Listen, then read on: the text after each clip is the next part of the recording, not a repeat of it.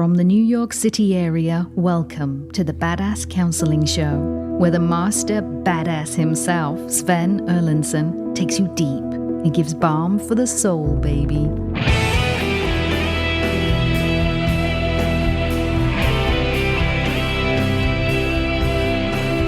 Well, hello, fine people. It is great to have you here joining us on the Badass Counseling Show.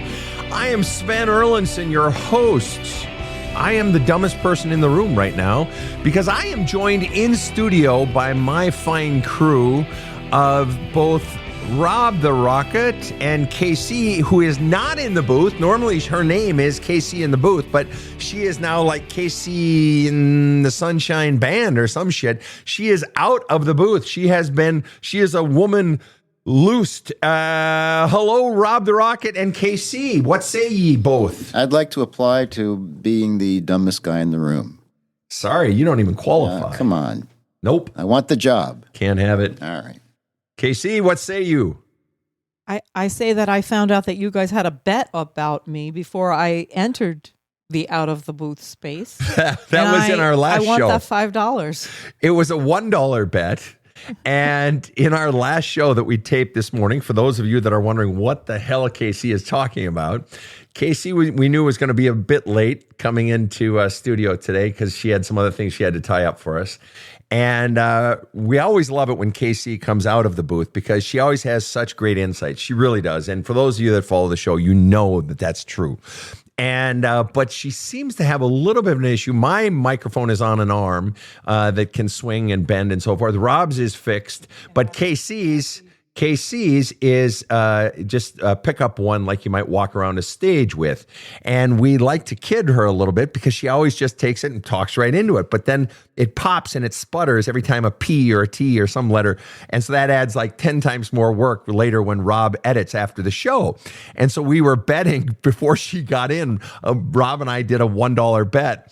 And I bet that she would not, or that she would pick it up correctly and that she would, do it sideways and that there'd be no problem. And Casey's like, or Rob is like, no way. And so we had a $1 bet. And sure enough, she started, or we figured, we bet that she would somehow not quite do it right. And she, in fact, in our last show started talking without the microphone at all. So Rob won the dollar. I want that dollar.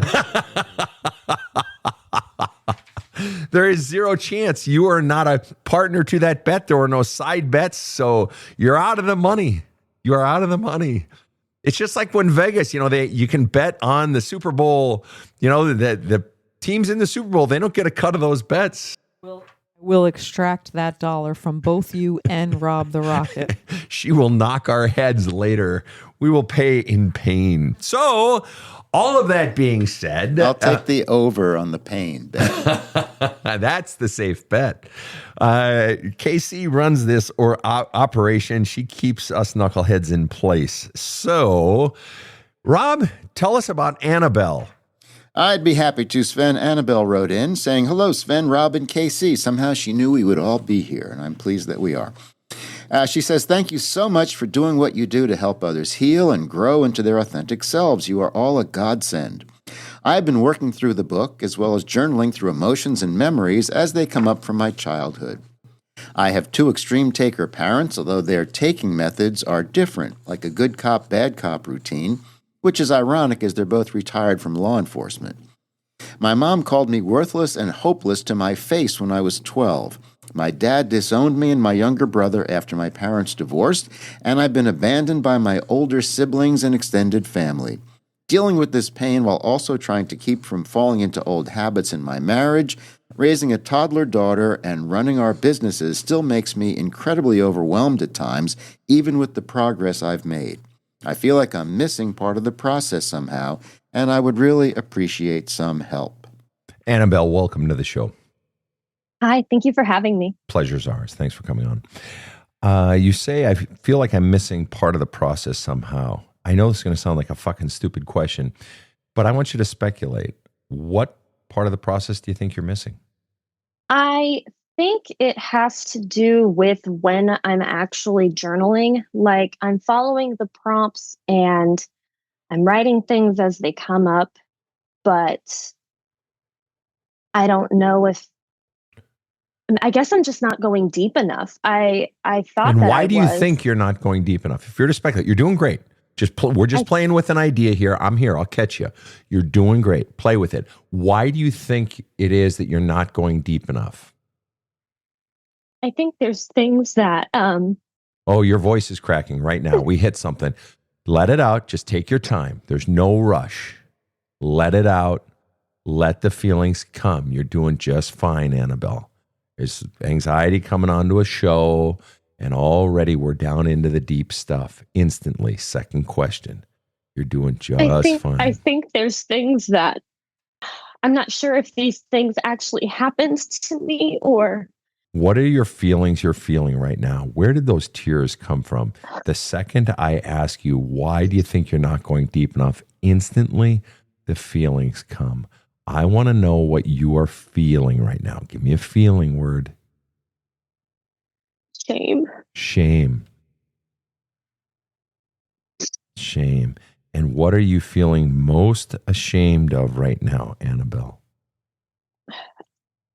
I don't know if I've convinced myself that I've made these things up for so long that I just can't discern if it's real or not. Okay, that's because fair. I think I've just repressed it for so long that it's very difficult, which I know you know.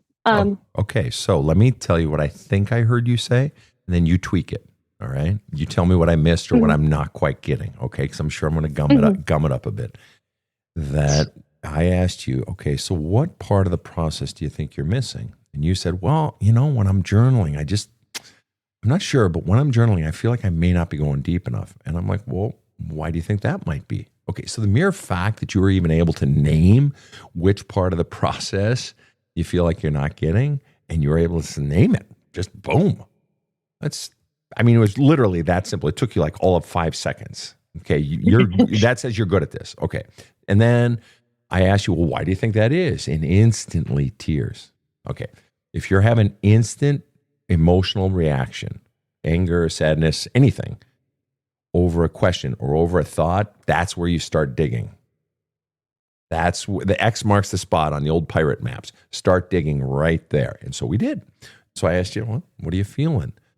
And you said shame. And then the first words out of your mouth when I asked you, well, what are you most ashamed about? You said, I can't discern. And then you went on to say more. And what's fascinating is the first words out of your mouth when I asked you what you feel ashamed of were the words, I can't. It doesn't even matter what comes after that. You're somehow conditioned to feel shame because you can't do something. Isn't that interesting? Isn't that interesting? How old is your baby? 19 months. 19. Oh my God, I love that age. I love again when they're like little footballs at that age. How much does your baby weigh? Oh goodness, she's like 24 pounds. 24 pounds. All right. It's a heavy football, but that's a great football, right? All right. I loved when my kids were that age. And then, they walk at 1, talk at 2. She's jabbering a little bit and learning. Oh, she's talking a lot. Oh, yeah. You can see the fucking gears turning and so forth. And let me ask you, and so is she learning, does she know how to eat with any sort of spoon yet? Or is it all? Yeah, okay. she does. She can eat with a spoon. And on the days where she's eating her Cheerios with her fingers or where she's not eating with her spoon or where she's not, I don't know, doing something that, she's learned before, where she's not doing something that she has learned. Are you sure to tell her what a bad girl she is? Mm-mm. Oh. No. You don't punish her when she does things that she should do? You don't yell at her and make her feel bad? I mean, not over something like that. Right. I'm just glad that she's eating. So you don't want to teach a child to feel shame because she can't do something. So then where the fuck did you learn to shame yourself because you can't do something? Who the fuck taught you to feel shame because you can't do something? Who taught you? I want to know right now. Who taught you that? It was both of my parents, but it was mostly my mom. And how was that conveyed, that shame? Directly. How? She didn't mince words very often. What would she say? What choice words did mom have to make you feel ashamed of yourself? Oh, You said she didn't mince words, so it sounds like it was quite clear. No. So what were the words? No, she, you know better than that. You're too smart to do stupid things like that.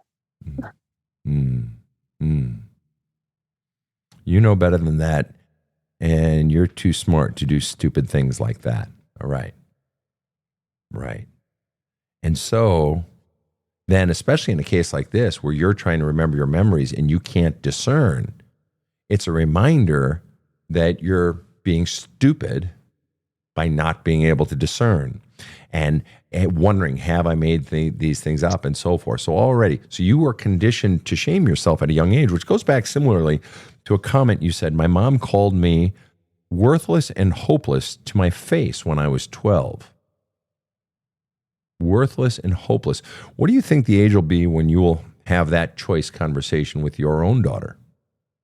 Oh, God, never. Exactly. And why will it be never? Why will you never say to your daughter's face that she's worthless and hopeless? Why is that? Because she's already so amazing. I can't imagine how she's going to be when she's 12. So do you believe that that is a wonderful. bad, of course, she already is, of course, as you said. So do you believe that is a bad parenting technique to tell a child they are worthless and hopeless? Yes? 100%. Absolutely. Okay, so then let me ask you a strange question. What percent of your mother's parenting technique, style, method are you deliberately choosing to carry into the parenting of your own child? What percent, roughly? Probably 0. And what percent of dad's parenting technique are you deliberately carrying into the parenting of your own child, approximately? I mean, he didn't really parent me, so probably 0. Okay, 0 and 0. Very good. You know? Okay, Yeah. so then going back to what you're not journaling on, not going deep enough. I can't discern. Have I made things up, and so forth? What, above all else, is at the top of the have I made it up list? My dad's physical treatment of me. And specifically, while it may be difficult, and you don't have to answer it if you don't want to, there's no pressure, Annabelle. There is no pressure. What are we talking about here? Are we talking about sexual molestation? Are we talking about physical abuse? What precisely are we talking about here? I don't know what technically constitutes molestation. What would you call it? Well, What did he do? definitely inappropriate. What did your father do to you? And first of all, let's start, how old were you when you have your earliest memory of it? And why don't we do this first? Why don't we just assume? See, you said you are raising a daughter and running our businesses. Okay, you don't have to tell us the name of your business, but what sort of businesses, plural, are you in? Well, my husband is in construction. He owns a home remodeling business. And we also have a small poultry farm. So we sell the eggs and Boy, processed meat chickens. hell of a time to be in that business. So construction, Right. construction, remodeling, and poultry eggs. And so you are involved in these businesses as well as raising your kids, and that's what overwhelms you, right? A little bit, yeah. Okay. So, Sometimes. yeah, that would be overwhelming for anyone. So is it reasonable to assume that if you were involved in these businesses, the two of you, you would have to be pretty sharp cookies, both of you, correct? I would say so. Okay. So you're a smart person. Okay.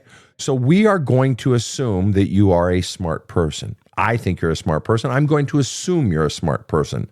I'm going to assume that your brain functions just fine. Therefore, I'm going to assume that your memories are actually real.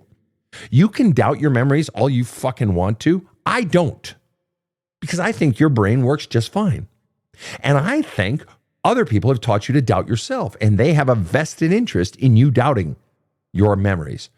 So if you want to doubt your shit on your time, that's your business. On my show, nobody's fucking doubting you. So now, what precisely did your father do to you? Well, you said earliest. Age. 7. It was at night and it was dark. I remember that. I didn't really see anything, but I remember hearing my dad trying to like shush me back to sleep, and he was like rubbing my like the insides of my thighs, and I just sat there really still and just tried to go back to sleep because I thought I was having a nightmare. What did you feel in that moment? What was the feeling? Help us understand. I was really scared. Of course you were. And I was confused. And confused, of course. What was the scariest part? I think my dad's voice was probably the scariest part. Why would that be? Because it was all gravelly and it sounded different from how he usually talked. And And what was the most confusing part? just why was he even in there to begin with? Because he had never done that before. And why I was, feeling certain sensations, and I had never been touched like that before, so I didn't know what to think was going on. And what sensations did you feel? My vagina being touched. That is scary. What's been the most confusing part of it since? I don't remember any other times that he did it, and I think that's been the most confusing part since, is why just that one time? Well, it wasn't the only time that he touched me inappropriately. I do remember when I was about 15 or 16, we were riding home from an event that he had been invited to for work, and I went with him instead of my mom because she wasn't feeling well. But on the way home, he like grabbed the inside of my thigh, and I just remember trying to get as far away from him as possible in the car. But he let go after that and just didn't say anything else the whole ride home. And what was the feeling, primary feeling you felt in that moment? Disgust. Because at that point I knew what that was. Right. Because, I hadn't lost my virginity yet, but I'd had boys, Right. And you knew that, fill me up, and Yep. And also that a man touching a child, let alone a father touching a daughter. That also. Right. You knew that, whereas back at 7, confused child. So we have these, to the best of your recollection, we have these 2 very powerful, very significant events from your past. Is that correct? Mm-hmm. Are these 2 the 2 things that you were talking about that you have not gone into in your own journaling? I did go into the incident when I was 15 in my journaling, but I hadn't gone into the when I was 7 yet. And what was the scariest part for you about the idea of going into the one at 7? And that one was way more direct. And what was the scariest part about the idea of going into the one at 7 in your journaling? What was the scariest part? What kept you avoiding going into it? I think because at that point he had still been the better parent, even though he had said mean things to me and had also disowned me too. He still treated me better than my mom. And I think just accepting the fact that I had 2 awful parents and not just one was probably the most difficult part. Because why? What does it mean? And this is something I've seen quite a bit of over the years. What does it mean to realize, to not just realize, but accept, to say out loud, even for your own self to hear, that I had two shitty parents, not just one. What does that mean for an individual versus just having one bad parent? I had no one at home. Exactly. And not only did you not have anyone, on top of that, you had no one protecting you. On top of that, your attacker lived under your own roof. You were literally safe nowhere. I mean, even if you felt safe at school, that wasn't a guarantee. But the one place on God's green earth where you should be safe, you weren't. And that's in your own home, let alone your own freaking bedroom. You should be safe. So what is the biggest impact? Help me understand. What is the biggest impact on a kid when they're being told how worthless and so forth by one parent that they are? But even more than that, setting that aside, what's the impact on a child when they've been sexually molested by a parent at age 7? What happened inside of you, or how did that change you? And maybe it didn't. It's an honest question. It's an honest question. No, it did. How? I became very aware after that Of just, well, not only my own genitalia, but everyone else's. And what does that mean to become very aware of not only my own genitalia, but everyone else's? What does that mean? It's like, like my childhood was over after that. Like everything just was different. I felt like I couldn't just play with my dolls anymore. And why is that? What's the correlation? Why is that? Help me understand. I swear to God, I really want to understand. I couldn't even change them without I would fixate on the whole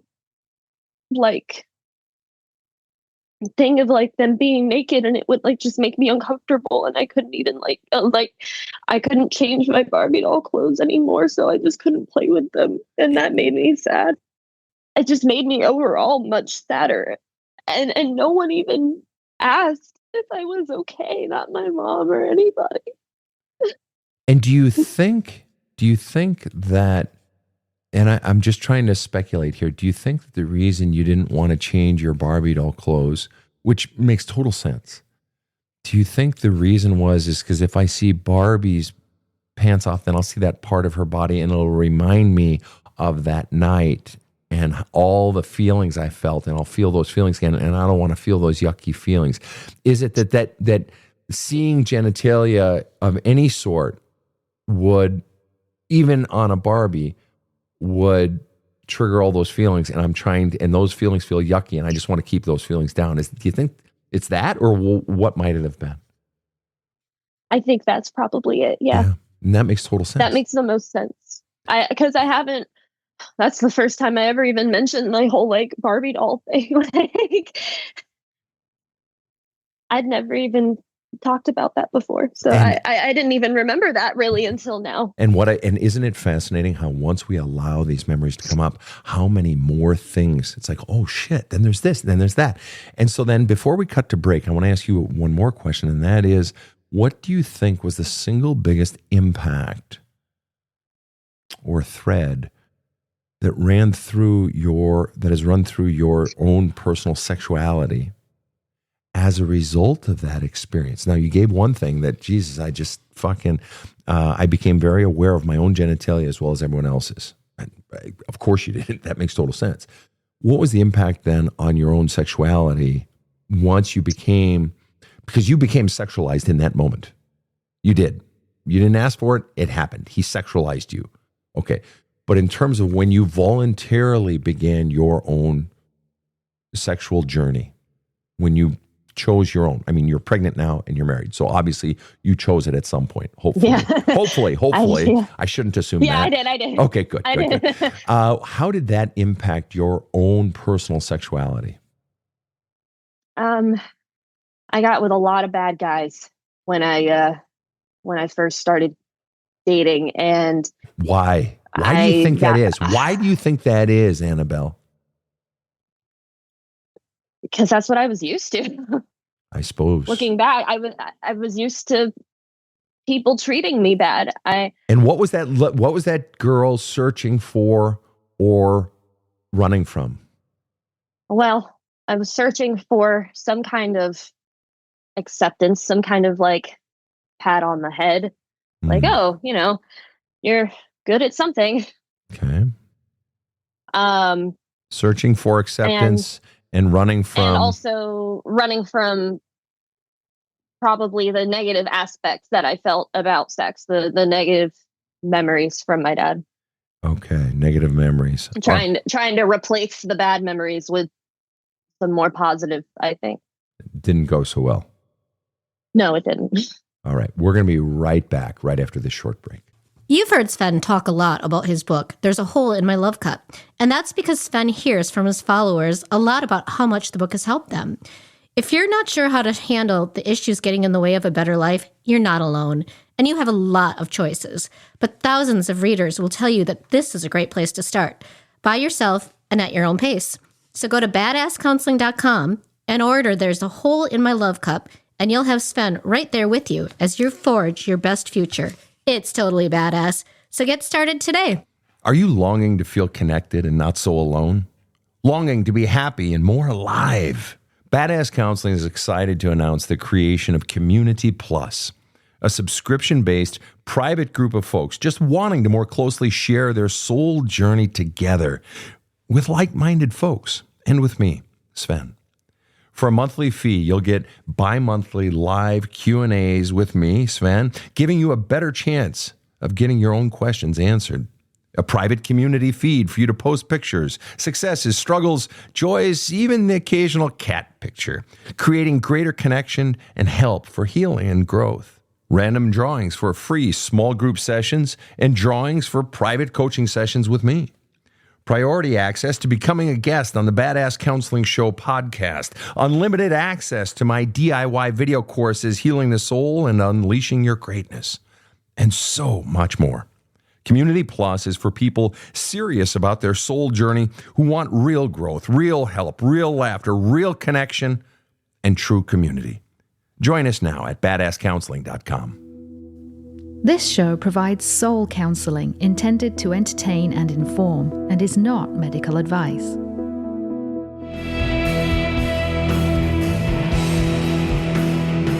Now, back to the badass. We are back with Annabelle, who has been so open and honest and revealing and transparent in this just horrible discussion, but so beautifully honest that she has avoided, because of her own shame, her entire life. And she has shared with us things that she has never realized or never said aloud, including the most recent piece about the Barbie dolls and so forth. Had you ever shared this part of the story about being molested by your father when you were 7? Had you ever shared that with anyone before? I did with my husband. I didn't directly say. I said I think my dad touched me when I was young, but okay, I don't. Fair enough. And now, after telling the story, after talking about it with us here, let me ask you straight up: in your belief system, what % do you believe it's true? Feel your answer. Like 70%. I feel a little bit better about it now. I think the remaining 30 is just because of how cloudy all the other details are, and what is not remembering any other times. And that is so common. And furthermore, for a child to have traumatic experiences, very often the brain does this cool thing. It shuts it down to help the child survive. And don't be surprised if more memories come up, like when you begin to journal about, when I'm going to give you the questions you can do in your journaling, any smells you remember, any other sights, any other things you feel. Maybe it was the roughness of the pillow behind your head. Maybe it was the smell of booze on your father's jacket, maybe whatever, but that will help bring those things up. But you need to understand that every person in this studio believes you are 100%. This 100% happened. Okay, so the only person thinking doubt here is you. And I want to know, what is the single biggest influence that causes you, external influence that causes you to doubt yourself, because you don't doubt that 3 years ago you guys missed that one mortgage payment because you know what fucking happened. Oh, so you trust your brain on certain things, but you distrust your own brain on other things. I want to know, in one sentence or less, what is the single biggest thing that has caused you to distrust your brain on this? Why do you distrust your own brain? Because I didn't think my dad was really capable of that. And let me ask you this, because I didn't think my dad was really capable of this. And so let me tweak that and ask this question. What % do you not want to believe your father is capable of that? Oh, not want 100. Exactly. I don't want to so at is all. it possible the fact that I don't want to believe that about my dad is causing me to not only repress the memory, but not want to believe it's true? Is it possible that because you don't want to believe, because you want your dad to be the hero that we all want our dads to be, is it possible that that is stopping you from just seeing the truth for what the fucking truth is?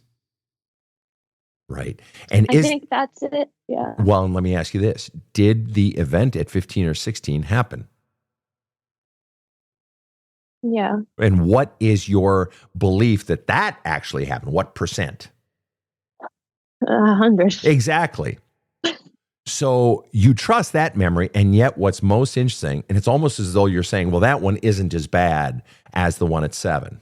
They're both fucking heinous. Okay, but here's the thing. The mere fact that he did that at 15 is basically fucking total confirmation that he did the one at 7. And you just said the one at 15, 100% motherfucking happened. Come on. Doesn't that, in fact, the mere fact that you're questioning your brain of the 7-1, and the only reason you're questioning it is you don't want to believe it about your dad, but then you have this big fucking goose egg sitting here in your fucking lap at 15. It's just like, that's basically all the confirmation you need that your memory at 7, really? I mean, come on. One confirms the other. And I know you don't want to believe it, but that's what you need to be going into in your journaling, is how badly you don't want to believe that your father is who the fuck your father is. And I have one last question. Then I want to loop KC in here. Your mother gave you these messages of you're worthless, you're hopeless, all this stuff. And dad disowned you. And dad sexually molested a 7-year-old, you. And 15, 16-year-old attempted to. Again, he did. Touched you inappropriately, which is really fucking nice words for he was fucking disgusting. That was your own word. Right. So for you personally, and there's no right or wrong answer here. You get to answer whatever the fuck you want, and only one person on God's green earth can answer this question, and it's you. Only one. Who do you hate more today? The person who said to your face, you are worthless, said to a 12-year-old's face, you are worthless and hopeless, and she didn't mince words, you said, about conveying to you how basically shitty you were. And dad sexually molested me when I was 7 and basically sexualized the 7-year-old and all these other things. So, and he disowned me when they divorced. So you got those two things, and you get to pick. As of today, knowing tomorrow it could be completely different. And feelings change from day to day, and you got to flush all that shit out and look at the truth for what it is and stop fucking protecting them and the image you want them to be. And you have to accept, yeah, you've been alone the whole fucking time. So all those things considered, just as far as today is concerned, who do you hate more today? Probably still my mom, because I had physical symptoms of what was going on with my dad, and she said that it was because I didn't wash well enough after I got in the pool. That's why I was having discharge and yeast infections. Wow. So she knew, but wait a minute. I think so. Wait a minute. Rewind the tape on that sentence. Did you hear the sentence that you just said? Not that she knew the other part. You said, what was going on? You didn't say what happened, which is the language you would use to refer to a one-off event. You said what was going on, implying an ongoing event. You just opened a new door, young lady. What is going on here? Let it out. I believed her. I believed that it was my fault that I wasn't washing well enough after the pool, because I didn't think But wait a minute. I didn't think she would lie. Okay, and right, a child believes their parent. But I'm making a different point here. You use the language, what was going on with my father, implying it was going on over time. You didn't say she basically blamed me for what happened that one time. You said she basically blamed me for what was going on. We use the phrase, generally, we use the phrase what was going on to refer to something that's happening multiple times or over a period of time. And you use the phrase, blame me for what was going on. Those were your exact words. And the door that I'm saying you might have just opened is that this happened more than once. So I want to ask you a question. And maybe I'm pulling on a thread that doesn't even exist. And I am totally open to being totally fucked in the head. It wouldn't be the first time today. Okay? Is it possible that we're not talking about a one-off event? It is possible. Do you have any other, just even if it's the vaguest shit, do you have any other totally rando fucking memories in there that maybe you've just thrown away or doubted or, it's nothing in the past? Because you just used a phrase that wouldn't necessarily fit for a one-time event. You use the phrase for what was going on. There was a period in middle school where I was having insomnia and sleep paralysis, and I was having really bad nightmares. And I was also really just depressed all the time. And I don't know. It might be connected. But yeah, sleep problems and nightmares. And I'm going to pull Casey in here, but you just opened this thread, and I just want to pull on a little bit more. Sleep problems in middle school could be connected because you actually raised the issue earlier. You said, I've always doubted myself because it only happened once. And when you said that, my own question mark went into my head. It's like, once? That's a lot. And then you gave the evidence at 15 or 16.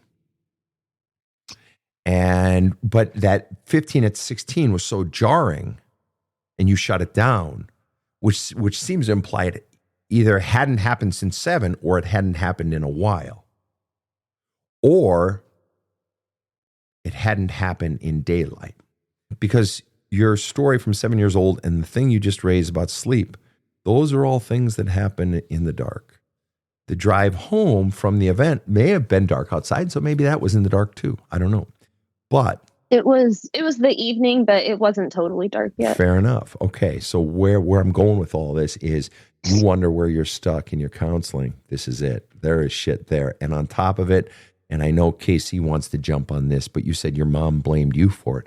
And has it ever, and you said your mom knew, has it ever occurred to you that her calling you worthless and hopeless to your face and her saying all these messages to you, and she didn't mince words, is because she knew the entire time and she was blaming you the entire time? And it may have happened more than once, and it may have been ongoing, and she knew, and she didn't stop it, and she blamed you rather than blaming your father. Because it's kind of beginning to sort of maybe take a little bit of that form to an outsider. Makes sense. Yeah. Casey, thank you for waiting. Any thoughts on this whole powerful story? Wow. First of all, I just want to say that I am not in any way a medical professional. I don't have any license or degree or anything, but I am the victim of extended family molestation at a young age, 11. And the same thing happened to me. It was in my sleep. And you expressed, probably not overtly to the people that are listening, but you expressed some confusion about it. And I just want to say that when people are molested or sometimes even raped, the body responds to that in a sexual way. And then there is shame for the body responding in a sexual way because you don't understand it. You don't understand why would you have reacted in that way when something so bad was happening. And so I want to tell you to please not have shame in that. That is a normal human response. And I don't want to forget to say this, but I really believe that what happened to you repeatedly. Sven knows my story, and he knows that I've had traumatic things happen to me in my life. I was raped and held hostage for 2 days at 17 years old. I had somebody threaten me to come back with a gun and kill me. And in the case of being threatened with a gun, it took me 6 days and a bunch of dreams for me to even remember that that person threatened me with a gun. And I was an adult woman at that time, not a child. And so the brain does repress a lot of stuff. You're doing things like remembering that you felt afraid to play with your Barbies, that you are remembering seeing people's genitalia or maybe their breasts or whatever, and thinking to yourself that was bad or dirty, or feeling afraid to look at people in that way. To me, as a layperson, that all speaks to trauma over something. And you are going to need professional help with that. You are going to need medical help with that. There are so many therapies now that are good for trauma. A therapy called art therapy. Which is not art painting. It's right. ART. It's similar to EMDR. EMDR, right. And there are professionals that just deal with, childhood sexual molestation and things like that. And I would urge you to get some help for that. Just talking about it a little solidified for you that it actually happened. Yeah. And I don't think there's any of us here, and I know the audience listening will know that these things actually happened to you. That's right. You're showing signs, and I'm just a layperson again, of being traumatized by these things. I absolutely think your mother knew. I think she was jealous of you and upset that she saw you as ruining her life when it was the man in her life that was ruining her life. She blamed saw you you for as a lot competition. Of that. Right, absolutely. Even if she didn't realize it, somewhere in her brain, you were competition and you were messing things up for her. Him disowning you is not shocking for any of us. He doesn't want to have to look at what he did. Right? Especially that you're an adult and you might be able to verbalize that. And maybe you have in certain ways been verbalizing that to him. And so that's not shocking for us. And now and just for the record, at that point, he's terrified of you. And he's terrified of you to this day because you possess the truth. You possess the truth. You have all the power. Absolutely. You have all the power. And fuck him for what he did to you. Absolutely. Fuck him for what he did to that beautiful little girl. And you have your own child now, and you look at her and you think he might have been traumatizing you from an infant or from a toddler. These things are possible. As a child, I was a very deep sleeper. And what had happened to me, the person's hand was already on my vagina before I realized it. And I have some memory of him touching my legs and fondling other parts of my body. But, I was a deep sleeper. Maybe it happened more than the one time because he definitely had the opportunity more than once. The fact that you remember your father's voice being different than you had ever heard it before. Wow. Good point. Raspy. Right. And, gravelly. And probably sexually, and that you remember that voice with disgust. I mean, this shit happened to you. And I am so fucking sorry because you did not fucking deserve any of that. No. And you deserved a mother that was going to protect you and didn't. They were in law enforcement. They were mandatory reporters. You are young enough that mandatory reporting, oh, fuck, that's been around decades before you were ever born, child. And we have documentation of you going to the doctor and having all of these things, maybe at an age prepubescent, where you shouldn't have been having these things. And there is she didn't take me to the doctor for that. Oh, she just treated you at home? Of course she made me do the monostat. How old were you when she was having you do monostat? then, right? 9? 7. 7, yeah. At 8, 7 years 9, yeah. old. Fucking monostat. You were to her. I mean, for her, you should have been a virgin, and she was putting monostat inside of your vagina She No, literally. she just used the cream. on the outside. She didn't. Yeah. She didn't She put l- it inside. She literally made a decision to protect a sexual molester. That's molestation. And the sexual molestation victim was her own child. She chose to protect your mom, who was in law enforcement, both your parents in law enforcement, and she made the deliberate decision. Not just a decision. She went down to CVS or Walgreens or Duane Reade and she bought a monostat and she inserted it inside her child. She's taking all these deliberate actions, all to protect a sexual molester. I want to ask you a question. When your daughter has a problem right now, and you have a very young child, but I can tell you I have 2 daughters that I've raised, and they're in their 30s now and 20s. Anytime any little thing went wrong with them, and I don't ever remember them having any kind of vaginal issues that young, anytime any little thing went wrong with them, there was a phone call made to the doctor. I brought them into the doctor. Think about your mother not bringing you to a doctor. What is the reason for that? She was hiding something. She was, I mean, obviously. And she's in law enforcement, so she knows exactly what to hide. And there's no statute of limitations on this, by the way. So whether you choose to do anything about it or not, that's up to you after you flush out all your feelings and all your emotions. Then you'll have clarity. So whether you do anything or not, that's up to you. And we can't make that decision for you, okay? But the bottom line is... You need to get help. You need to get help. And I would say start out by... there are groups which we will... and while she's looking at that, the National Sexual Assault Hotline, they can probably direct you to counselors in your area and potentially some groups. I would really recommend that you get in groups that are specifically for sexual assault or child molestation. Victims. You can heal from this. I can see that you are a strong woman, okay? You have been repressing this, and I do the same thing. I am a person that, in order to survive things, my brain represses it. Sven knows me for a long time, and he knows that I do this. I did it with the gun, right? It took 5 days before I started, and it was in a dream. I had a dream, and I wasn't sure if it was real or not, and then it came to me that I was threatened with a gun. And so it sounds to me like your brain is doing that. You need professional help. You will heal from this. Yeah. And just brilliant insights, Casey. Thank you. And for sharing your story. That provides some context. Seriously, thank you for that. Thank you so much. Yeah, no, for sure. For sure.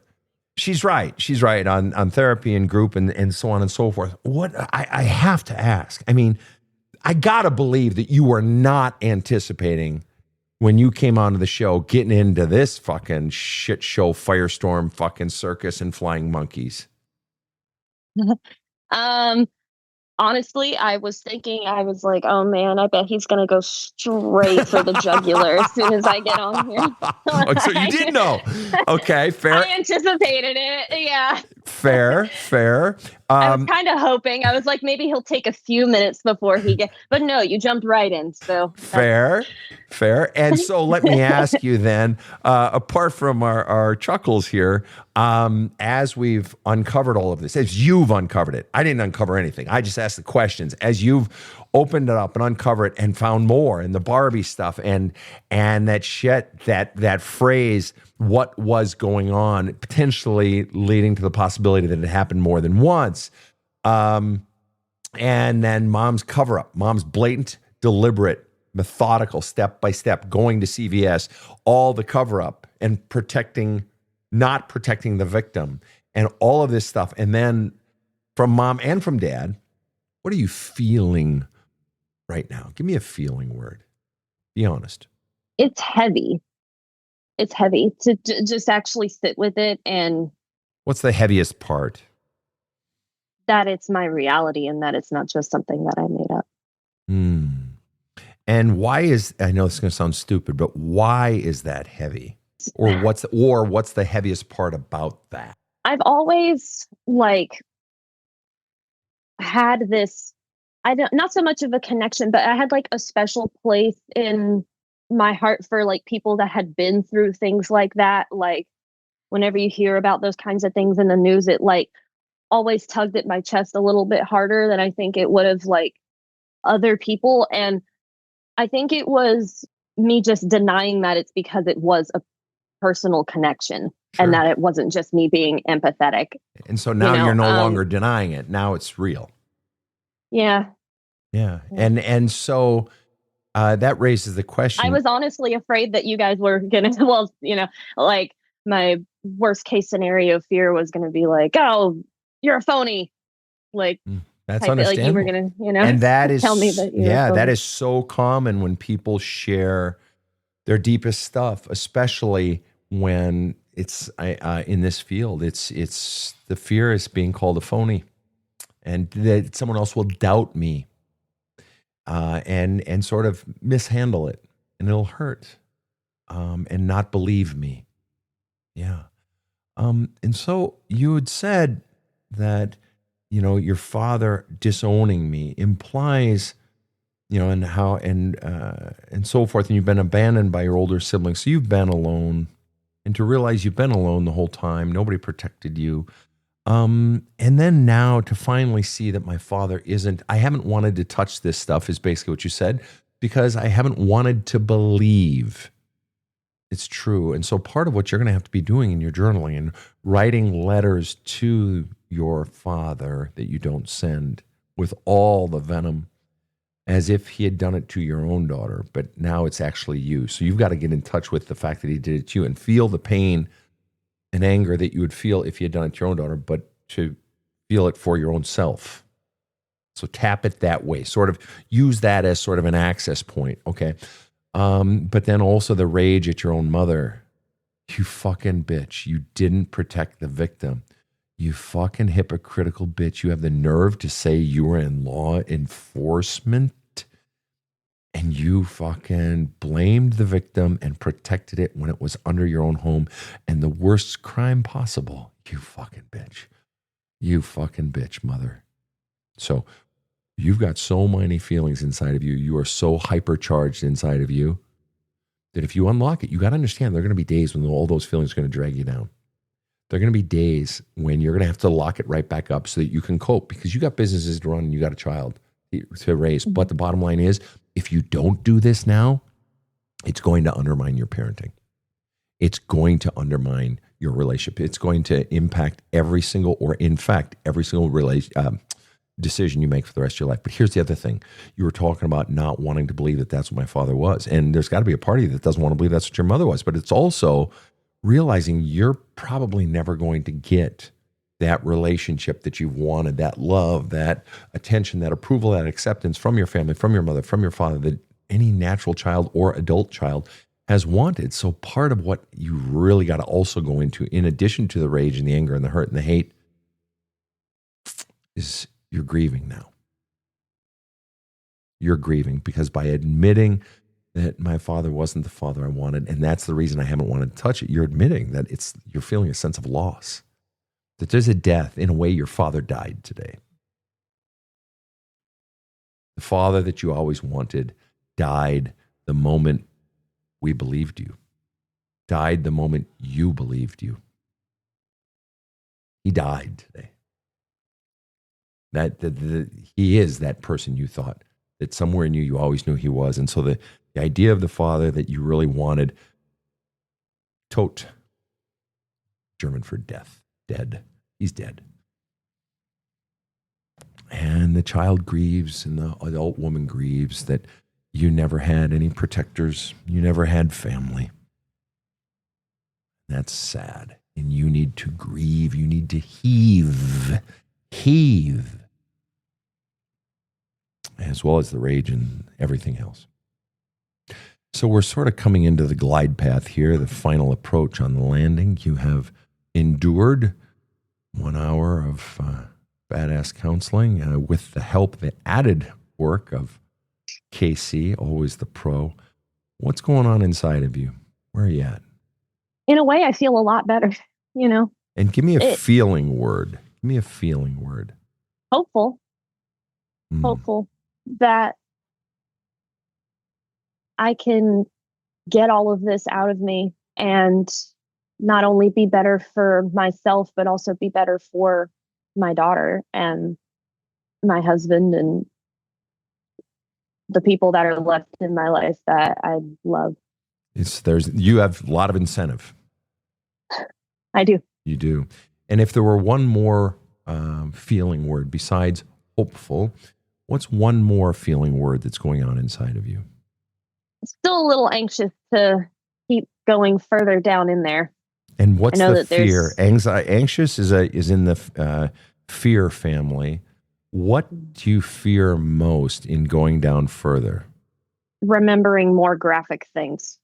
That's going to probably be really difficult to get through. But remembering more. If it does. Remembering more graphic things. If it does happen. If it does. Okay. And so you are allowing for the possibility that there may be more shit like this or something similar down there. Is that what you're saying? No, I'm expecting more to be down there. Fair. That's a wise course of action. And if it's not, hey, sunny day. But if it is, so let me ask you, what would be a savvy approach, or what do you need to do? If you encounter it, what needs to be your approach? Sitting with it and actually letting myself be in it and getting it out with the writing of the letters and the journaling. And That's right. That's right. Welcome it. You've kept it down long enough. Welcome it. And if you got to microdose it, just do it in doses. That's okay. And back to Casey's point, the groups, the counseling, those can help. But even in those, you can still hypercharge those and really accelerate that process by how much you do on your own. Championships are won and lost in the off season. The work you do out of those can really accelerate all those. Or if for some reason you don't have access to those or whatever, do it on your own, man. You can do this. And you have done, obviously you do the work on your own. So obviously you're comfortable journaling. And so now this is next level shit. And let me tell you, when you pass through not just sexual stuff, but the mom and dad stuff, after that, life's cakewalk, because now not just you've slayed the biggest demons, but now you've so mastered the skills that any new shit that gets dumped into your love cup, and there's always going to be new shit, it's like you've got the skills and you'll bang that fucker out. I want to thank you so much for coming onto the show, Annabelle. This was just so extraordinarily powerful. Any final words or thoughts? I'm afraid that anything I would say would trivialize this situation. I'm overwhelmed with compassion, some concern for sure, and just hopeful that Annabelle can work through this. Casey? I feel so much empathy for you, and I feel love for you, and you are worthy of people's love, and you got shitty parents, and you can make new family as the years go on. I've made new family, and they've been so supportive of me, and yeah, it doesn't end because your parents were shitty, and the fact that they've cut you off only speaks to their own shame and shittiness, and wanting to just forget everything that they did to you, and pushing you out of the picture is their way of coping with how shitty they are. And also the fact that they fear you because you have all the power. You now have all the power. You have all the power. You possess the truth of the family. And whether or not you'd actually wield it or not isn't the point. They fear you because they fear your truth. And how does it feel to know that you have the power?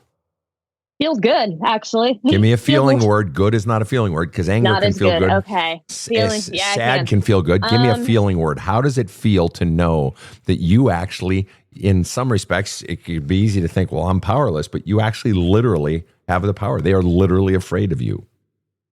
I do feel calmer. Yeah. Because especially at the beginning of the episode, I was like shaking. I don't know if you could see it, but just...